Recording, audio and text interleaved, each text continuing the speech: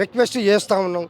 మేము అడగట్లేదు నిన్ను, నువ్వే ఓట్ల కోసం నాటకం ఆడి మాకు లేని ఆశ చెప్పి ఇస్తారు 6,016 ఇస్తారని ఆశ చెప్పినావు నువ్వే, మేనిఫెస్టోలో పెట్టినావు నువ్వే.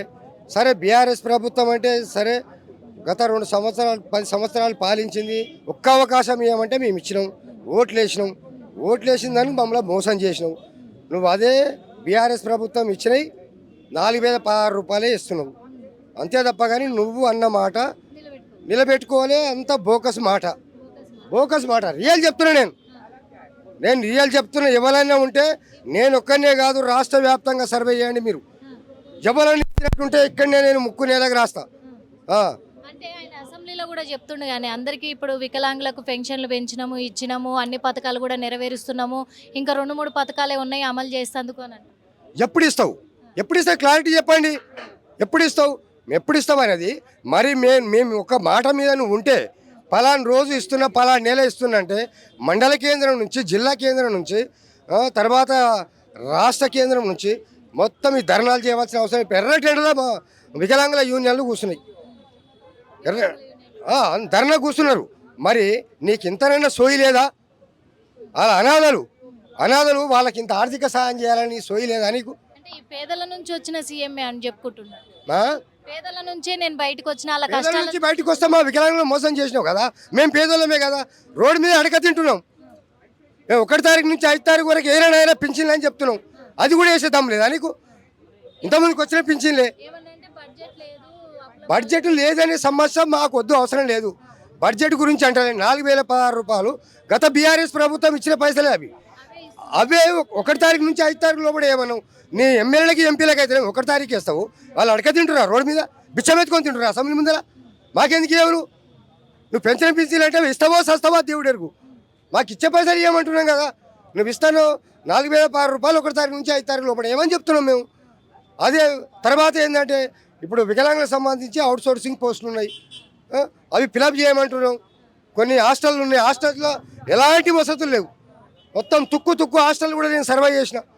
మొత్తం సర్వే చేస్తే అలా నాసిరకమైన వంటలు, పురుగులు పడతాయి, అలా ఫ్యాన్లు లేవు, బాత్రూమ్ టాయిలెట్ లేవు. లేడీస్ పాపం, లేడీస్ అయితే తెలిసినారలా నేను పోయి ఎంక్వైరీ చేస్తే అందులో మొత్తం ఎలాంటి సమస్య అంటే వాళ్ళు బోని ఏడుస్తున్నారు, వాళ్ళు తెలిసినారు హాస్టల్లో లేడీస్ పాపం. వాళ్ళు ఎందుకన్నీ మంచిగా పెడుతున్నాం మేము, నాణ్యతమైన మీది మాటలకు తప్ప మేడం ఎలాంటిది ఏం లేదు. ఇప్పుడు పోదాంపా మేడం, ఇప్పుడు నేను తోలుకొని పోతా తెలిసిన లేడీస్ హాస్టల్లో, ఇప్పుడు నేను చూపిస్తాపా. ఎంత చెత్తకుండి తయారైందంటే హాస్టల్లో ఎలాంటి మౌలిక వసతులు లేవు. ఇంకొకటి వృద్ధాప్య పింఛన్లు కూడా మేము పెంచిస్తున్నాము అని చెప్తున్నారు కదా. మరి ఒక్క విషయం వికలాంగులకు న్యాయం చేసినట్టు ఉంటే నేను అమరవీరుల స్తూపం ముందర ముక్కు నేలకు రాస్తా. చెప్పమని ఇప్పుడు చెప్పమని మీరు ప్రెస్ మీట్ పెట్టారు కదా, మేము మాట్లాడుతున్నాగా, మాదంతా తింటున్నారు కదా, ఒక్కరైనా ఈ న్యాయం చేసినామని చెప్పానండి మాకు. అంటే ఇప్పుడు 1.5 నుంచి కూడా ఈడికి వస్తున్నావు ప్రజాభవన్కి అయితే, మరి బట్టి విక్రమార్క గిన్నే ఉంటాడు, మరి ఎప్పుడు కలిసే ప్రయత్నం? మాకెందుకు గెలవనిస్తారు మేడం వాళ్ళు? మాకు గెలవనియరు. వాళ్ళ రాజకీయ నాయకులు, వాళ్ళకి కావాల్సిన ఎమ్మెల్యేలు, ఎంపీలు, విఐపీలు, వాళ్ళ కంపెనీలు, ఐటీ కంపెనీలు, వాళ్ళు పెట్టుబడిదారీ వ్యవస్థ ఇది, వాళ్ళు కావాలి వాళ్ళకి. కానీ మమ్మల్ని ఎందుకు గెలవనిస్తారు? మరి ప్రజా దర్బార్ కార్యక్రమం పెట్టిందే ప్రజల కోసం అన్నారు, వాళ్ళ సమస్యల కోసం అన్నారు. సమస్యల కోసం అంటే అధికారులు ఉన్నారు, అక్కడ కూర్చున్నారు, వచ్చిన దరఖాస్తు తీసుకుంటారు, అది ఎక్కడ పోతున్నాయో ఏం కథలో మాకు తెలియదు. ఇక అంతే, ఏం లేదు ఆడ ఆయన చేసేది ఏం లేదు. రేవంత్ రెడ్డి ఏం చేస్తుందంటే గాలి మాటలు మాట్లాడుతూ అవతల పడుతుంది అంతే, ఇంకోటి ఏ మార్గం లేదు. మా వికలాంగులకు న్యాయం చేసింది ఏం లేదు. ఆయనకి ఎట్లా గుణపాఠం చెప్పాలో మాకు తెలుసు. మేము ఏది ఏమైనా మా సమస్యలు స్థానిక సంస్థ ఎన్నికల లోపల మేము ఇచ్చిన డిమాండ్లకు సంబంధించి నువ్వు ఇచ్చిన హామీలకు నెరవేరుస్తేనే నీకు ఏదన్నా అది చేస్తాం. కానీ లేదంటావా నిన్ను స్థానిక సంస్థ ఎన్నికల నుంచి రేపు రాబోయే 2028, 2029 స్థానిక సంస్థ ఏది పార్లమెంటు కానీ శాసనసభ ఎన్నికలలో నిన్ను తుక్కు ఓడించి గద్దె దింపడమే మా కర్తవ్యం. మరి మీరు ఒక్కరే కనిపిస్తారు ఇప్పుడు ఇన్నిసార్లు కూడా, మరి ఎందుకు వికలాంగులు ఎవరు కూడా మీతో పాటు వస్తలేరు? చాలా మంది వస్తారు మేడం, నడవరాని పరిస్థితి వాళ్ళకు. అట్లా వీల్ చైర్ అట్లా కూర్చున్నారు, వచ్చినప్పుడల్లా వస్తున్నారు 10 మంది 20 మంది వస్తున్నారు, వస్తలేనట్టు కాదు. వీడికి ఇన్నిసార్లు తిరిగే బదులు ఒక్కసారి మరి సీఎంను కలిసే ప్రయత్నం చేయండి. అపార్ట్మెంట్ మాకు ఇయర్గా మేడం, మాకెందుకు ఇస్తాడు ఆయన? పెద్ద గల్లు కావాలి ఆయనకు, మాకెందుకు? మేము గరీబ్ వాళ్ళంగా ఓట్లు వేస్తాం, పనికి వస్తాం. మాతోటి ఏం పనిగా ఓట్లు అప్పుడు వస్తాడు మళ్ళీ. ఇప్పుడు మాతోటి పని లేదు ఆయనకు. మంచి విఐపీలు కావాలి, మంచి కాంట్రాక్టులు కావాలి, కంపెనీ వాళ్ళు కావాలి, వాళ్ళకి అపార్ట్మెంట్ ఇస్తాడు.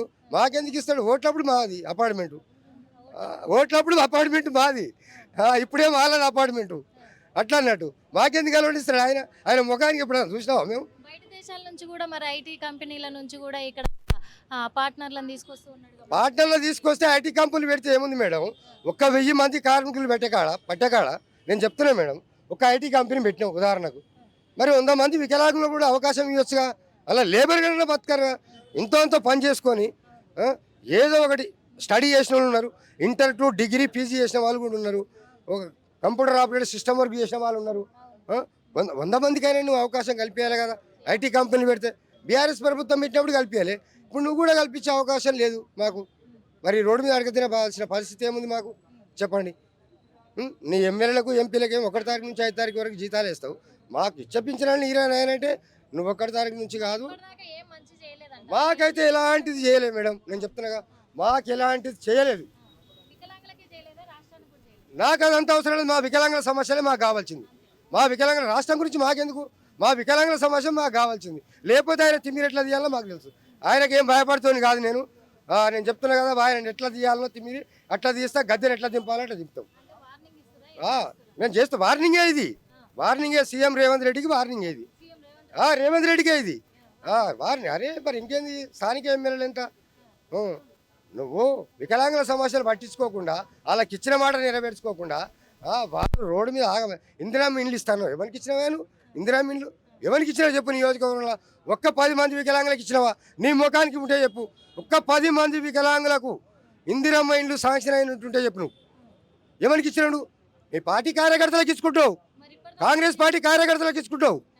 ఎవరికి? పేద ప్రజలకు ఇచ్చింది ఏది నువ్వు? అలా ఇప్పుడు నువ్వు చెప్పిన ప్రకారమే మరి వికలాంగులకు ఇప్పటిదాకా కూడా ఏ న్యాయం జరగలేదు.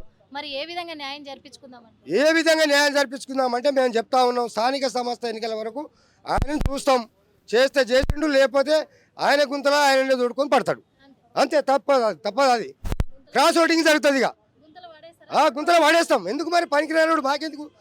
మేమే పనికిరాడు, మమ్మల్ని పట్టించుకోడు వాడు పనికిరాడే అంటున్నాను నేను. కుల్లా అంతే, కుల్లా చెప్తున్నాను నేను. చూస్తున్నాం కదా, మరి ప్రతి మంగళవారము ప్రతి శుక్రవారము ఇక్కడ ప్రజావాణి కార్యక్రమం దగ్గర మాత్రము చాలా మంది ప్రజలు ఇక్కడ సమస్యల కోసం వస్తున్నారు. ముఖ్యంగా వికలాంగులు కావచ్చు, అలాగే ఉపాధ్యాయులు కానీ, భూ కబ్జాల విషయంలో కానీ చాలామంది కూడా ఇక్కడికి వస్తూ ఉన్నారు. కానీ కాంగ్రెస్ ప్రభుత్వం ఏర్పడి తెలంగాణ రాష్ట్రంలో సంవత్సరంన్నర పూర్తి అవుతున్నా కానీ ఇప్పటిదాకా కూడా వికలాంగులకి ఎలాంటి న్యాయం జరగలేదు. ఏ విధంలో కూడా, ఏ పథకంలో కూడా వికలాంగులకైతే న్యాయం జరిపించి ఒక 10 మందికి కూడా ఇందిరమ్మ ఇండ్లు ఇయ్యలేని పరిస్థితుల్లో ఈ కాంగ్రెస్ ప్రభుత్వం కూడా అధికారంలో కొనసాగిస్తూ ఉంది. అంతేకాదు, మాకు పెంచి ఇస్తానన్న పెన్షన్లు కూడా పెంచి ఇవ్వలేకపోతున్నారు అని చెప్పేసి ఈ ఒక్క ప్రాబ్లమే కాదు, చాలా సమస్యలతోటి కూడా ఇక్కడికి వస్తూ ఉన్నారు ప్రజలైతే. కానీ ఈ సంవత్సరంన్నర నుంచి మరి ప్రజావాణి కార్యక్రమంలో ప్రతి వారము దరఖాస్తులు తీసుకుంటూనే ఉన్నారు. కానీ ఏ ఒక్కరికి కూడా ఇక్కడ ప్రాబ్లమ్స్ అయితే ఇక్కడ సొల్యూషన్ దొరికినట్టు లేదు. అలాగే ఏ ఒక్కరు కూడా ఇక్కడ అధికారులు కూడా రెస్పాండ్ అయ్యి ఒక్కరి సమస్యల మీద కూడా పరిష్కారం వర్గాల నుంచి వచ్చినామే కదా, ఆమె ఎందుకు మా ప్రాబ్లమ్స్ పట్టించుకోవడం లేదు, ఆమె కూడా ఎందుకు చూడట్లేదు, రాజకీయ నాయకులకే సపోర్ట్ చేసుకుంటారా, రాజకీయ నాయకులకు సంబంధించిన వాళ్ళకే సపోర్ట్ చేస్తారా, మేము పేదలం ఏమైపోవాలి, వికలాంగులం ఏమైపోవాలి, వృద్ధులం ఏమైపోవాలి, అలాగే అన్యాయం జరుగుతున్న వాళ్ళందరం కూడా ఏమైపోవాలి. ఈ రోజున మాకు న్యాయం జరుగుతుందని మేము గెలిపించుకున్నాము కాంగ్రెస్ ప్రభుత్వాన్ని. కానీ ఈ కాంగ్రెస్ ప్రభుత్వము గత ప్రభుత్వం కంటే కూడా ఈ ప్రభుత్వం ఇంకా అన్యాయమే చేస్తుంది. కానీ మాకైతే ఎక్కడ న్యాయం జరుగుతలేదు.